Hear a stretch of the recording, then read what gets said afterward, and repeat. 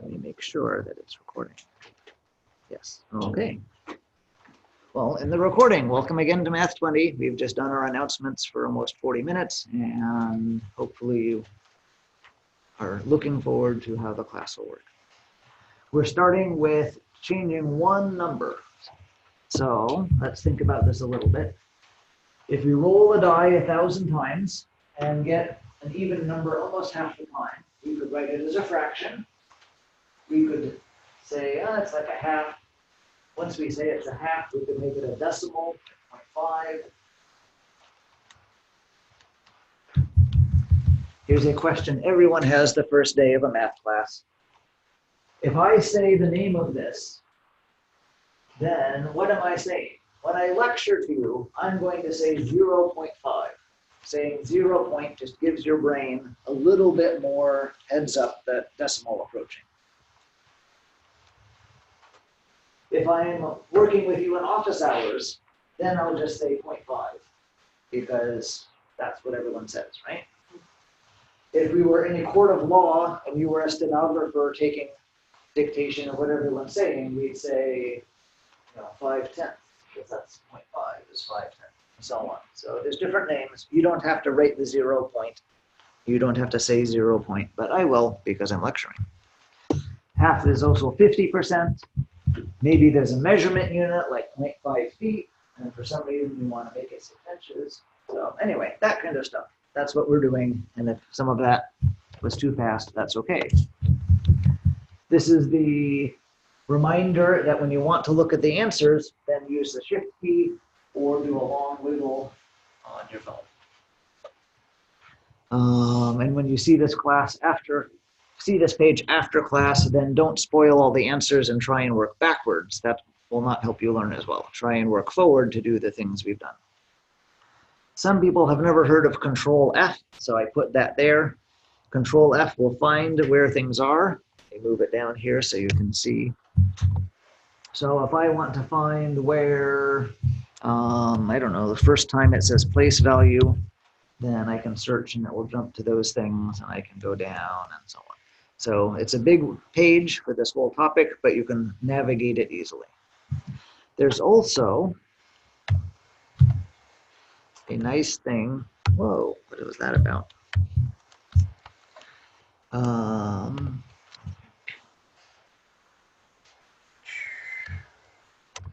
I install this now? No, I can't. Okay, anyway, you can install a browser add-on that turns any well-designed web page, including these, into something with a sidebar table of contents.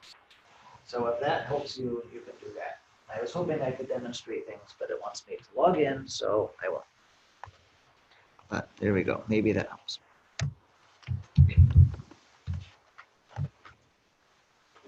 Okay, so we're starting right at the beginning with the decimals. Whenever our topic has these brown numbers here, this is our textbook.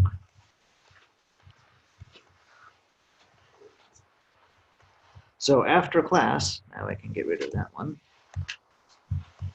When you're going back to these lectures and saying, oh, where in my textbook are we going? Because we're not doing things in order of the textbook. Then this is where to go. This little symbol that looks sort of like 2 S's is section. I'm not making it up, it really is. So section 1.1, section 1.6, section 4.1, there we go.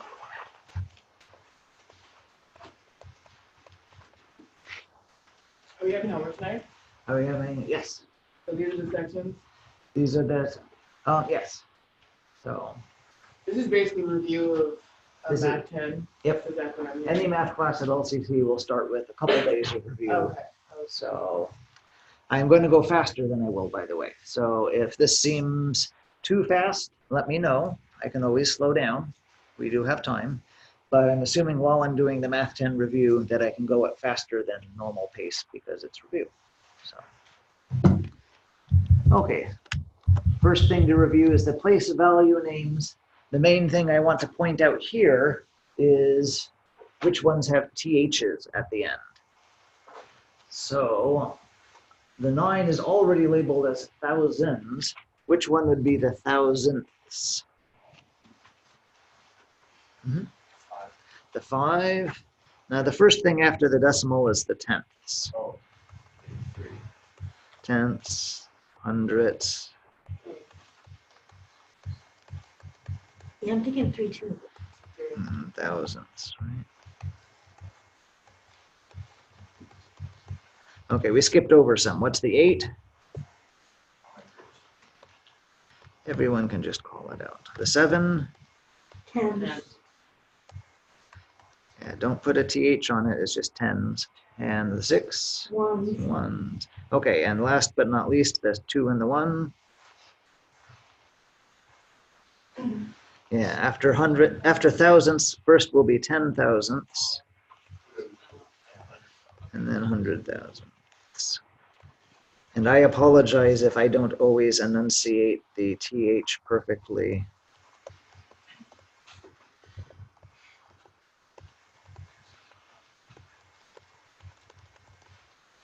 Okay, all of that ringing bells to people? You've seen it before, even if a long time ago? Okay.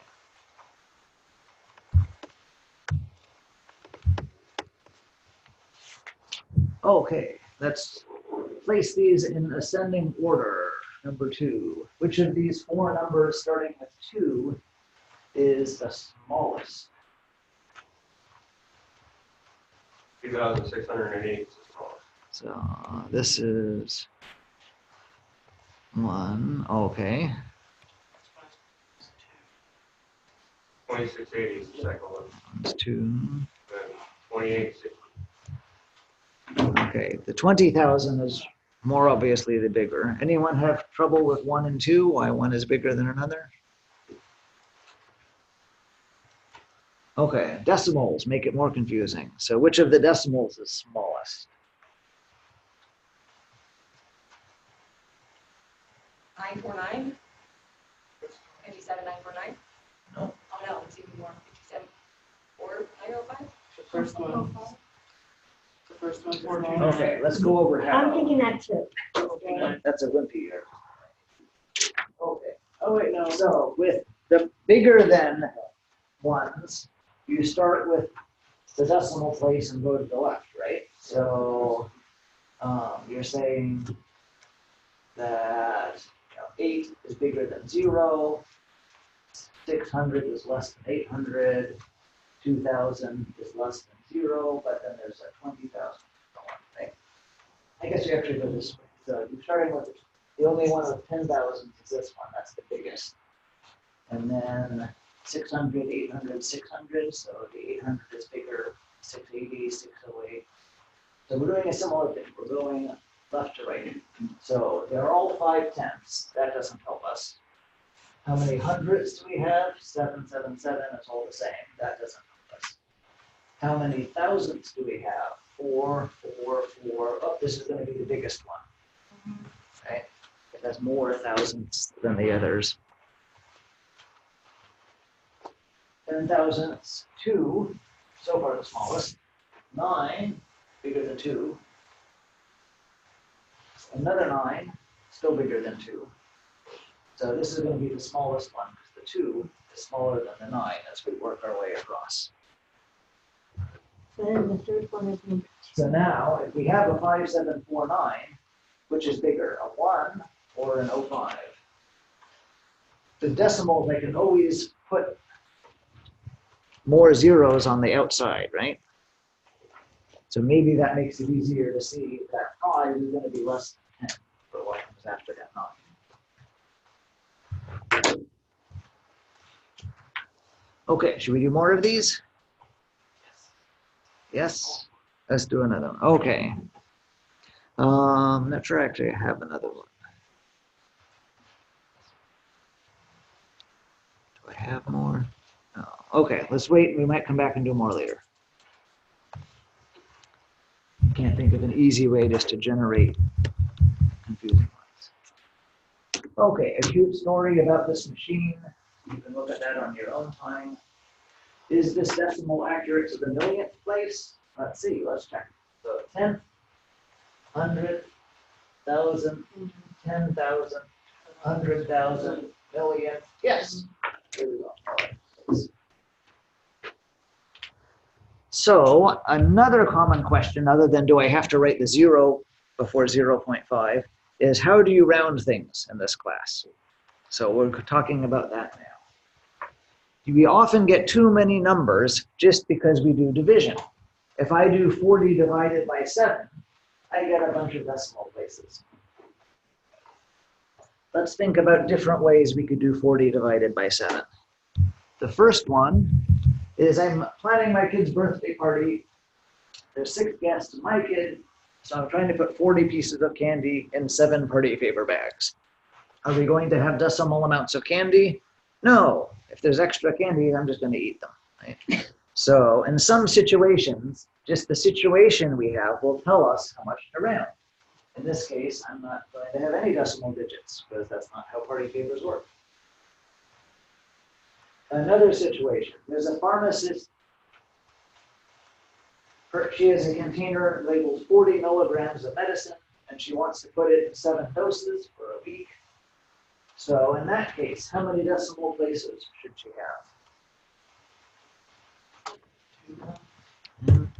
So here we get our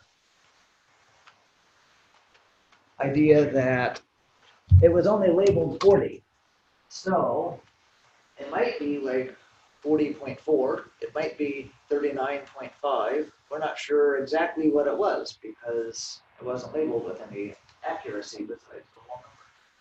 The general rule is to keep the same number of decimal places as your original number or add 1. So 5 or 5.7. In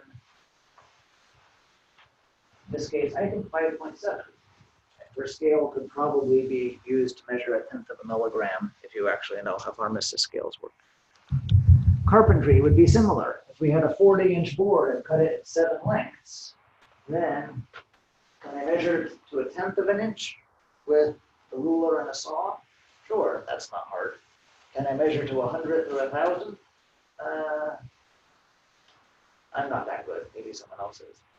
So again, situations might tell you what to do, but your general rule is use the same number of decimal places as the problem gave you, or add 1 more. Because sometimes dividing things into pile does make it a little more accurate. Other times it doesn't.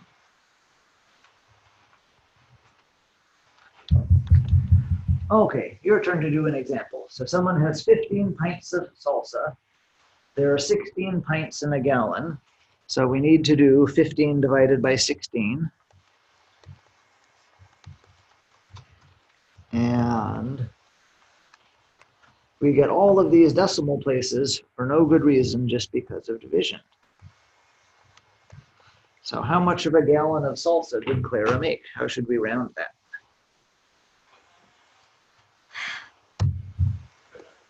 Yeah, so It'd pretty much be less. No, it would be 55 plus, obviously. rounding up to 1 doesn't make much sense in this situation because she's a whole pint short. So the basis is just Exactly. use your logic. So use your logic if there's logic, and if not, then we could say 1. As a rough thing, she has about a gallon of salsa. Or we could add 1 more decimal point than we had to start with in the problem. So they're both okay.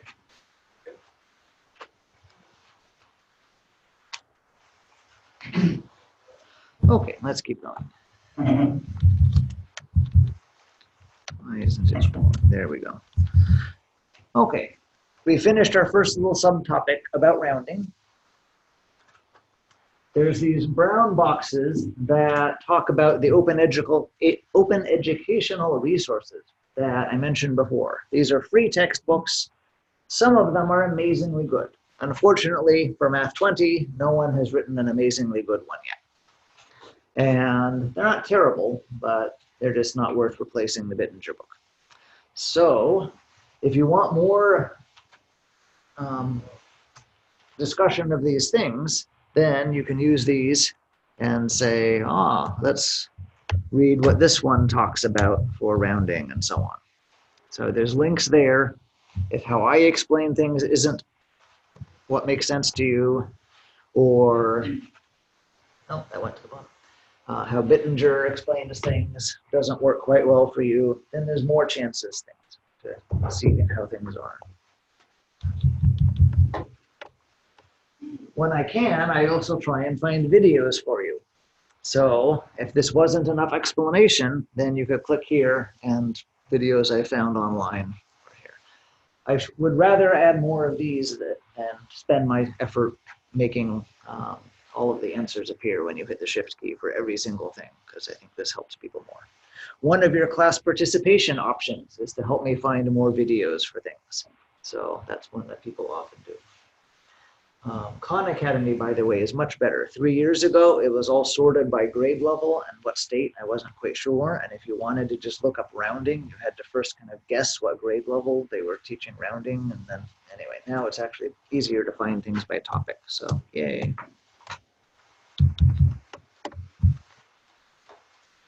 Okay, so your turn to round. Let's talk about the trickiness of rounding. The process of rounding is that we're going to pick what place value to round to. We just talked about that. The digits to the right will make 0. That makes us get rid of them. And of the ones we made 0, if the biggest, the one on the left, was 5 or more, then we boost up the last remaining digit by 1. Okay, you can read more of the details there. Let's start with, does it let me highlight this term? No, still no. Yeah, I'll pick all of it.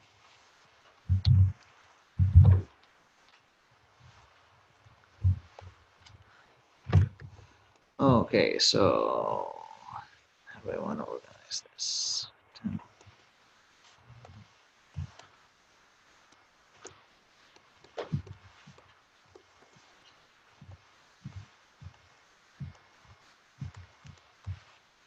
Some of these are tricky, some of them are not.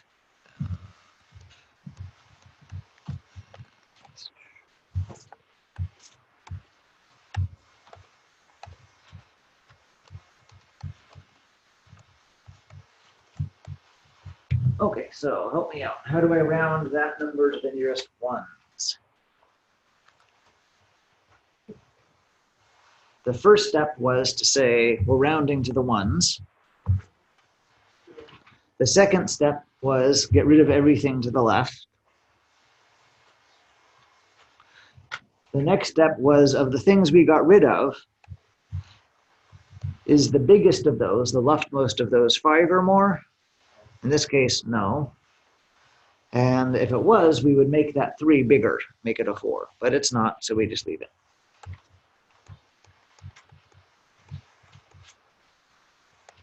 Whoops. And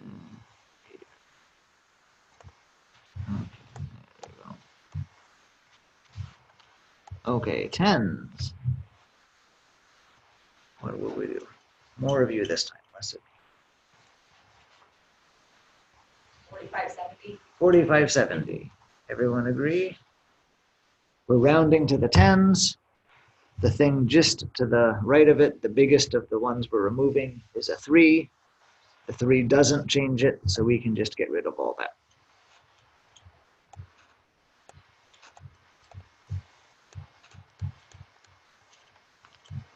Okay, hundreds.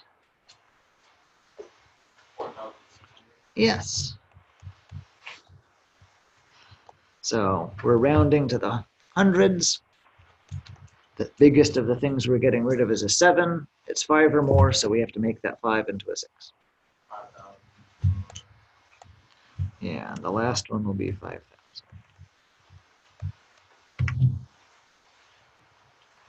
Everyone happy with this? Okay, let's do the decimal one. I can do more of these if you want, but whoops, no, that's not what I want.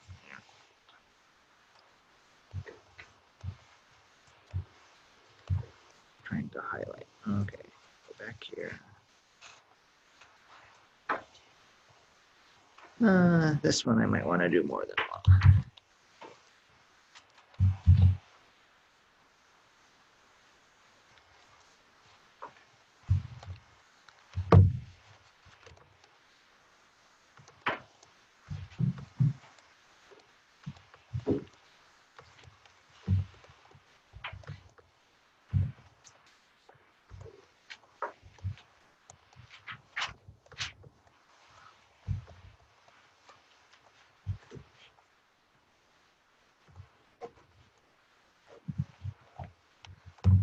Okay, let's jump right to a slightly tricky one.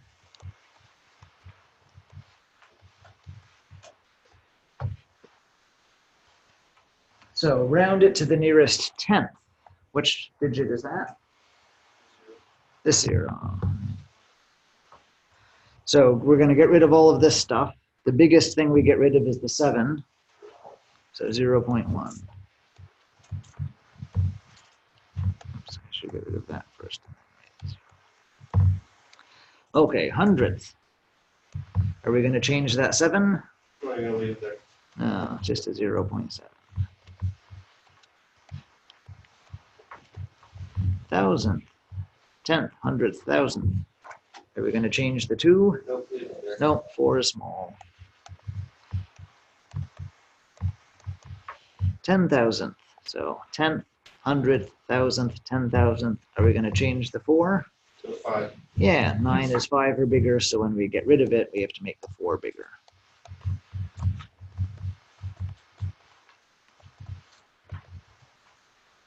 Okay, move me over here. Let's do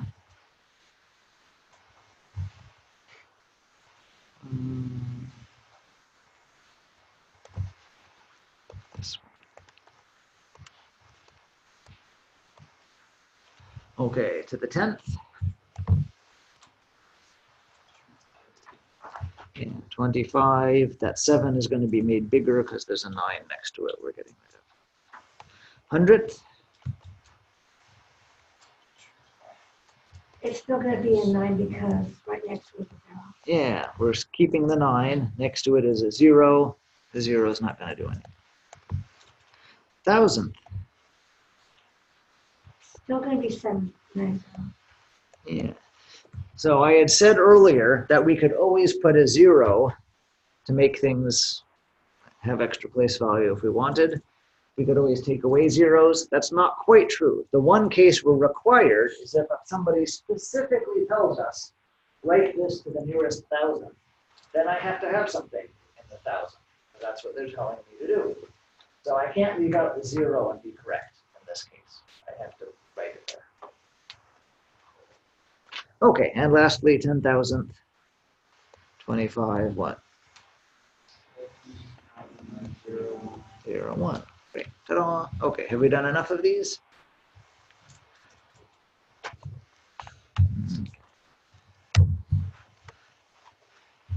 Okay. Somebody made a mistake. Where's the rounding error on the problem 11?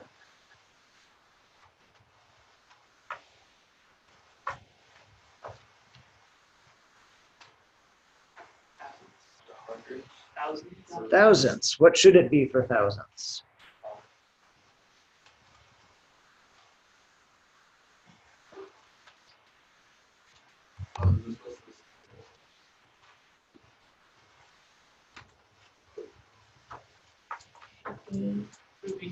Yeah. So we take the 4, right? There's 0 thousandths. Do we do anything with the 0? No, the 4 is small. So 478 point something is closer to 0 than it is to 1,000. So whatever it is we're measuring, tough luck. We're pretending there's none of it for that rounding. It should be 0.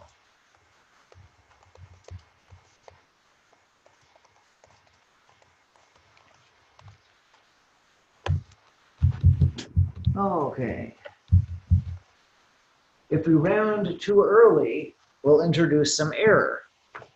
We don't want to round till we get to the end of a problem.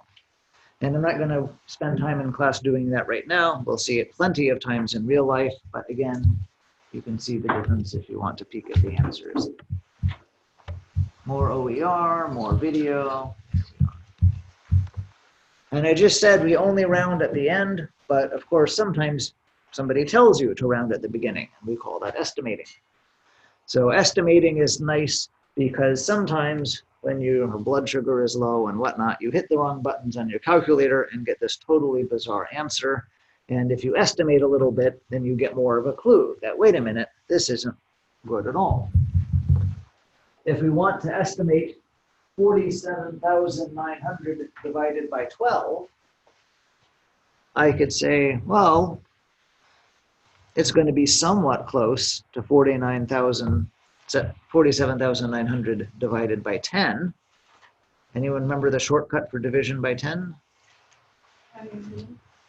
Yeah, take away a 0, scoot the decimal point once. So that's going to be about, everyone remember the about equal sign? So that's going to be about 4,709. 90. That's not the right answer. But if my calculator says something close to that, I can trust I hit my keys correctly. If my answer is more like 20,000 or something, then I'm going to think, I probably was sloppy with my calculator keys and hit something wrong. So that's what estimating about. I'm not going to require you to do estimating except a little bit just for the homework of this thing, but it's a useful skill to have in real life to say, oh, this doesn't look right. Something must have gone wrong. So do estimating practice too.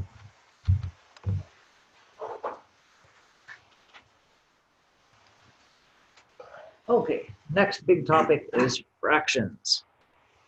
Hopefully it will get more interesting. So just as a heads up, lots of people in Math 20 don't like fractions. And that's okay. We will deal with fractions. And as the paragraph says, that we're just going to learn how to do it and conquer any fraction problems. You can't just say this is a cozy place, and if you have problems with fractions, you might want to leave the room now. That's not how math classes work. Let's think about division. If we start thinking about fractions, we need to think about divisions. And there's two ways to think about division. Unfortunately, most people were only taught one way. And here's another way. If you haven't heard the other way, then it's not your fault. That's just how things are. I'm not sure why. I have some problems.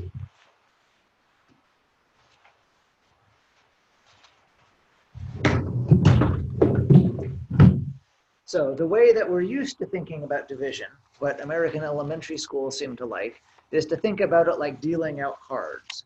If I wanted to do 6 divided by 3 equals 2, then I would imagine I have 3 friends, and I would deal out my cards. Each of them gets 1 card, each of them gets another card. I run out of cards, so I stop. And then where's the 2? Where's my answer? Each has 2. Each one got 2 cards, right? That works great for whole numbers. It doesn't help with fractions. If I want to do 6 divided by 1/2, then I'm not sure what to do. Even if I take one of my friends and cut her in half, I'm not sure how to do that with cards, right? It also doesn't help with divided by 0. I can pretend I have no friends, but I'm not sure what to do with my cards. So there's another way. You can also think about division with making piles of a fixed size. So this time I'm going to ignore all my friends. I still have my 6 cards. And for 6 divided by 3, I'm going to say, here's a pile of 3. And here's a pile of 3. And now where's my 2? The number of piles. Everyone see that now? And you can't because of the podium. This actually does what we want for other things. If I want to do 6 divided by 1/2, let me stand over here. How do I do 6 divided by 1/2? I want to make piles of size 1/2.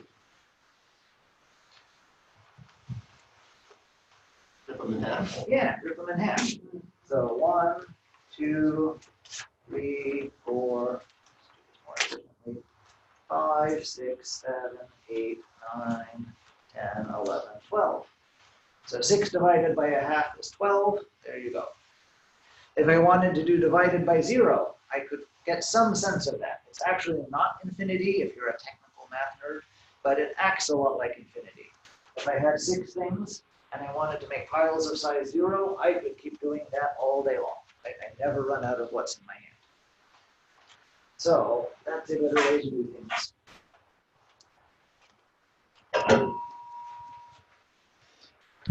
let's do a couple more. Let's do these two. I'm going to draw pictures because I'm lecturing. If you are not a picture kind of person, then that's okay. You don't have to draw pictures too. But if I want to do 4 divided by 1/2, what would the answer be? 8. I have 4 things, right? 1, 2, 3, 4. I'm ripping them all in half.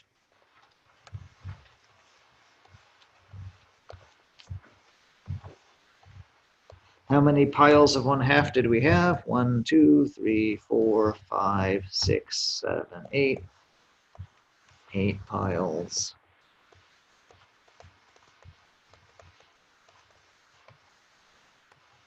Ta-da, no calculator required.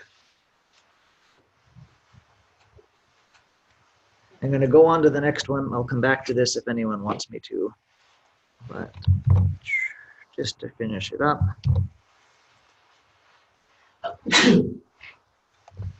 If I have 1/2 divided by 1/4, now I want to take my thing. I only have half of it, and I want to make piles of size 1/4 with one of these halves. So I have just one of these.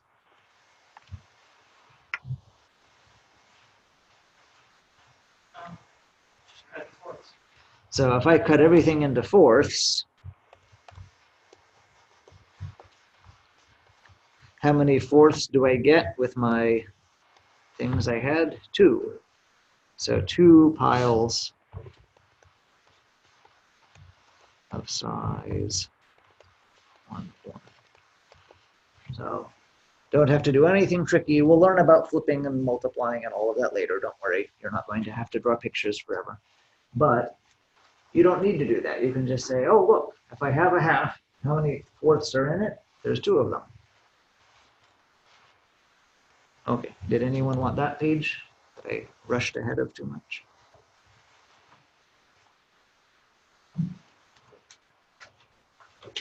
Yes.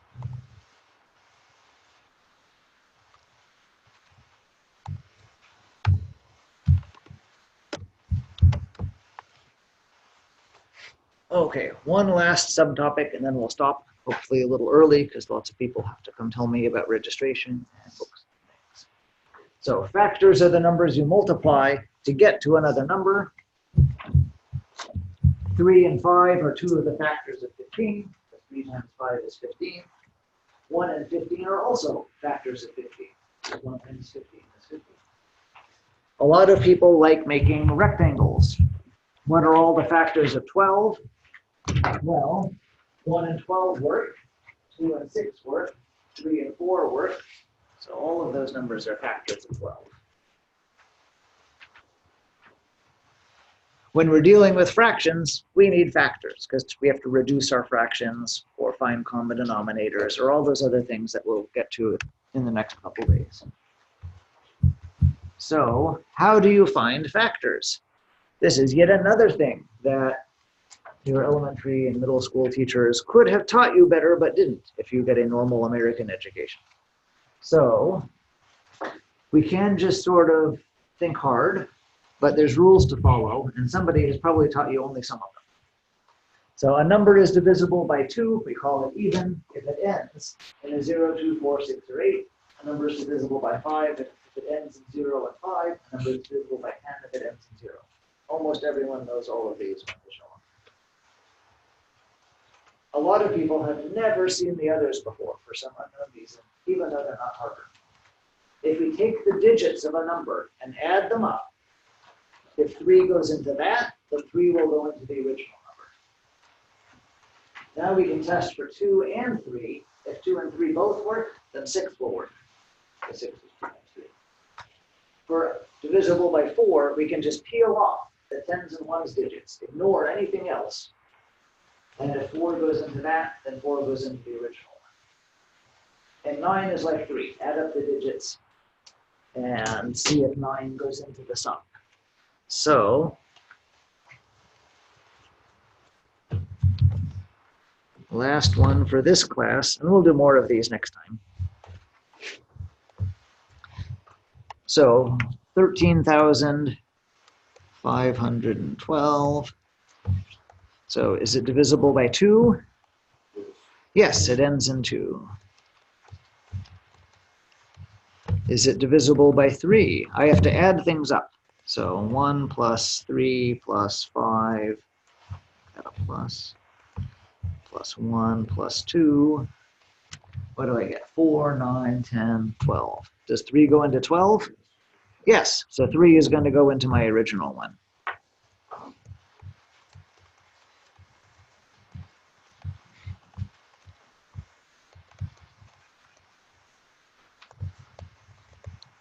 Okay, how about 4? I can ignore everything but the last 2 digits. Does 4 go into 12? Yes. So 4 will go into this too.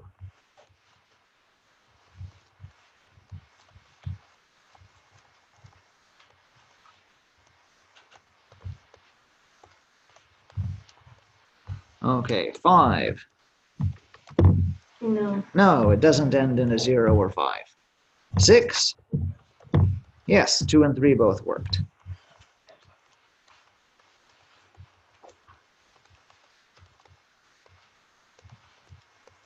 Okay, 7's rule is ugly, 8's rule is ugly, so the last one we do is 9. Does 9 go into 12? No. No, and this is the green 12, not the orange underline, right? The sum of the digits.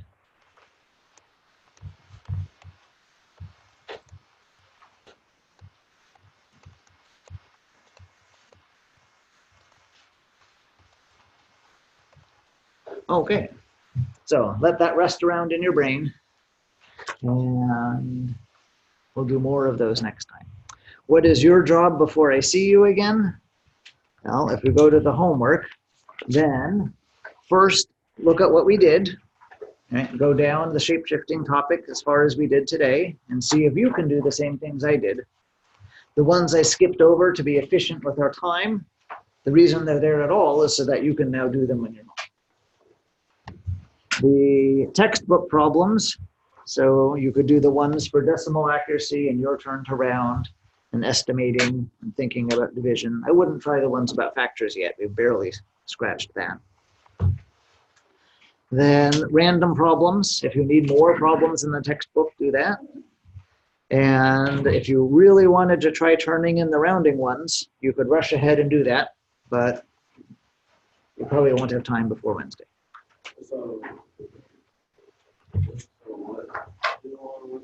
What's due on Wednesday?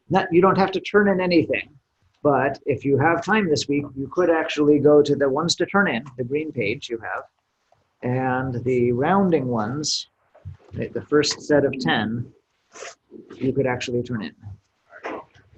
So, okay, come to me and talk if you need to get registered and all of that stuff. Let me stop the recording. I don't think Okay, let me get your email.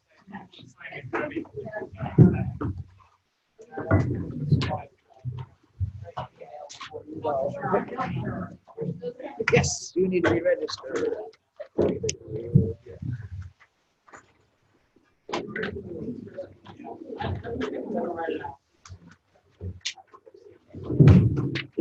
Okay, put down your name and email, and then we'll go to the office and do the paperwork.